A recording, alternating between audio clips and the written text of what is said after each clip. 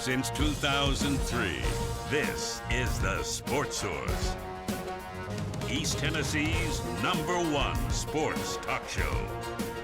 Presented by Pipe Wrench, and by Junk Be Gone, and by the Garza Law Firm. With your host, John Pennington. The Sports Source starts now.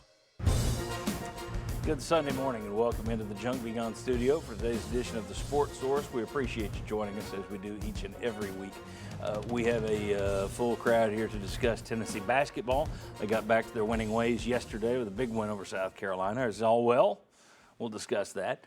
We'll talk football, assistants, and salaries and that kind of stuff. We'll talk about a new hotel that could be going up near Neyland Stadium, which is kind of out of the blue.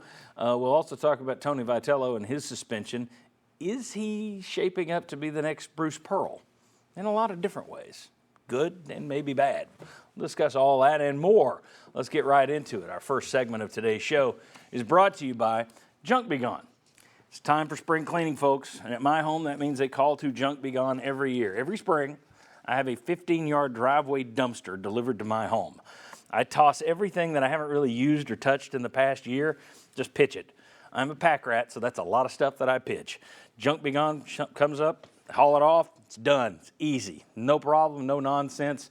Great way to do it. If you do any kind of spring cleaning, this is the crew to use. JunkBeGone.biz to learn more about this fine, local, family-owned company. Junk Be Gone. All right, let's welcome in the first wave of guys for the day. We have right over here, well, two of them from 99.1 The Sports Animal. We have Josh Ward. Josh, thank you. Thank you. Vince Ferrara, right here. Vince, thank you. Good to be with you. Thanks. Right over here, we have Mark Pankratz, who, of course, played D1 basketball at the University of Milwaukee, or is it Milwaukee University now? Milwaukee. We'll stick with Milwaukee. No, which is it? University of Milwaukee or Milwaukee University? Or do you even know? University of Milwaukee. All right, so they've changed it. All right.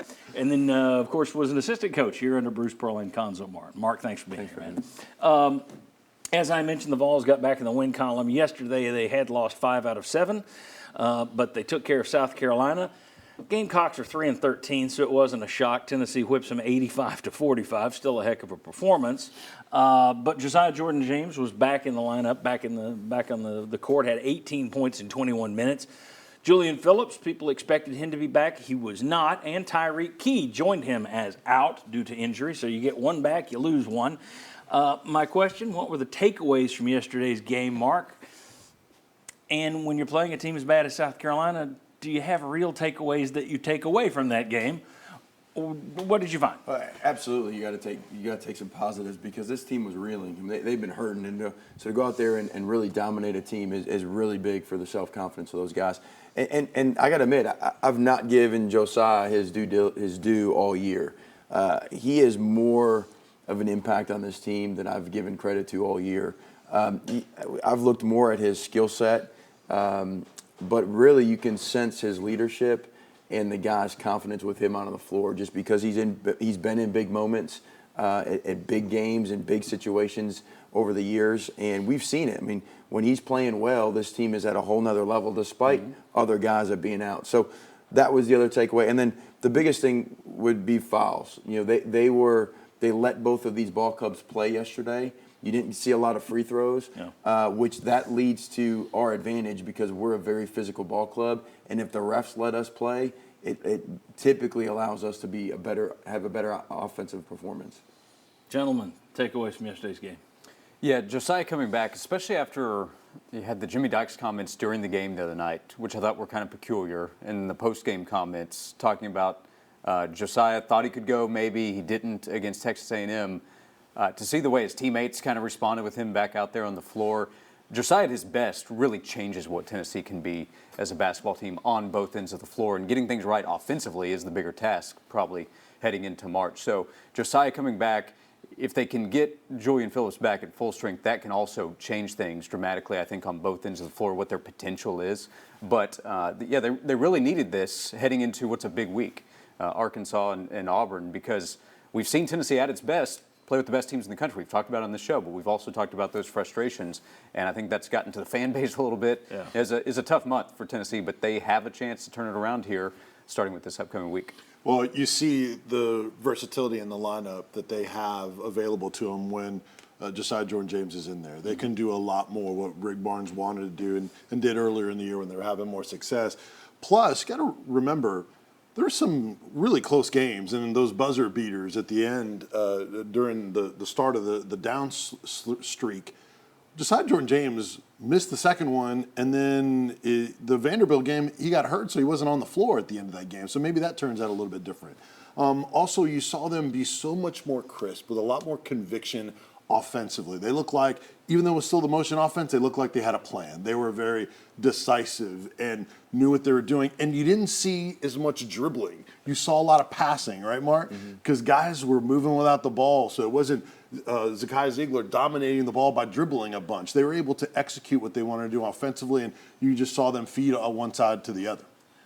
This is a terrible South Carolina team, though. Yeah. I just wonder how much you take the positives, no doubt, but how far are those positives going to go when you've got Arkansas and Auburn?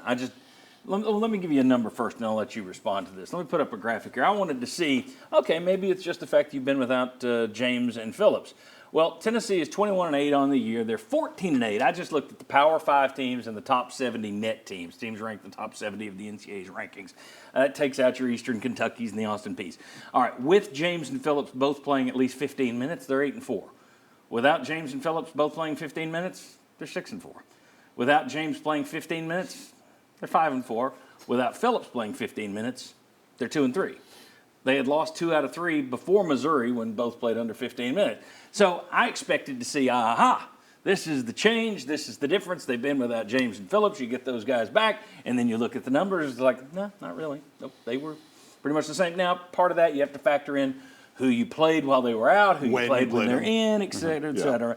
But still, I was a little surprised that it wasn't you take those out, and that's where the streak was. No, not necessarily. But, Mark, I'm downplaying this. I'm not all in on this. I take the positives, that's great, but I don't know how much of that carries over to Arkansas and Auburn this week. Maybe confidence carries over. Yeah, I think that. The other thing that take away from me Feel free to shoot me down on that. Well, I mean, the piece for me of South Carolina, they went to overtime with Alabama. So they've beaten Kentucky at Kentucky. So they've won some games. But to me, there's been opportunity with some of these injuries. Meshack is 2 for 2 from 3. Last year, he couldn't even hit the backboard half the time when he's shooting from 3. BJ's stepping up a little bit. And so it bodes well for these guys' confidence for the depth of this team. I give credit to these coaches because when you lose a bunch of games in a row that you're unexpected to lose, and then you've got, Kobe or Toby was out. Yeah. I'm sorry, Toby was playing more than Euros was. And now all of a sudden Euros stays ready and has a really good game. These guys, there's a lot going on that's good in the program, but we've got 2 big tests this week that will tell us are we on that 3 seed line, or are we more deserving of a 4 or 5? John, I don't think this changes anything long term in terms of what Tennessee can do in the tournament. It's not like now. Well, look, there's Final Four now because they beat South Carolina. That's what I'm getting at. I don't think they're back to where they were simply because James is back and you beat South Carolina. I think this at least is a good step to keep that belief if they do come together.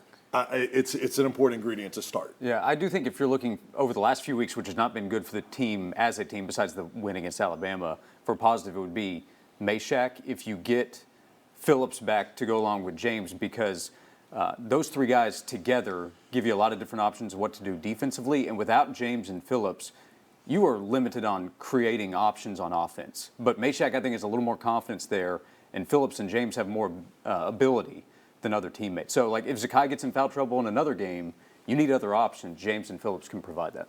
All right, let's tell you what's coming up on the rest of the show today in our still to come graphic. There we go.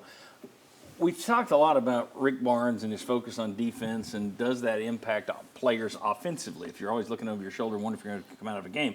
Someone asked me this week if I thought Chris Lofton would have thrived under Barnes, because Lofton wasn't the best defender in the world. Would he have been constantly yanked down the lineup? I thought that was an interesting question. I'll pass it off to Mark Pankratz a little later. Tony Vitello, as I mentioned, he's suspended. Is there a little bit of? We know that he's a showman. We know that he's a big winner. Is there also a black cloud that's kind of always hanging around with Tony Vitello? We'll discuss that. A Tennessee assistant on a short leash, that's football we're talking. Is there trouble brewing in the ACC, which could roll over to the SEC in a good way? Clock changes in college football, everybody's talking about them. Could they impact the offense that Josh Heupel likes to run? A lot more than that. We got a full show coming up. When we come back, let's talk about seeding. Mark mentioned it, the 3 or 4 line. They're pretty much picked that way by most of the people. We'll show you what everybody's saying at the moment when we come back and talk Tennessee basketball. Next on the Sports Source.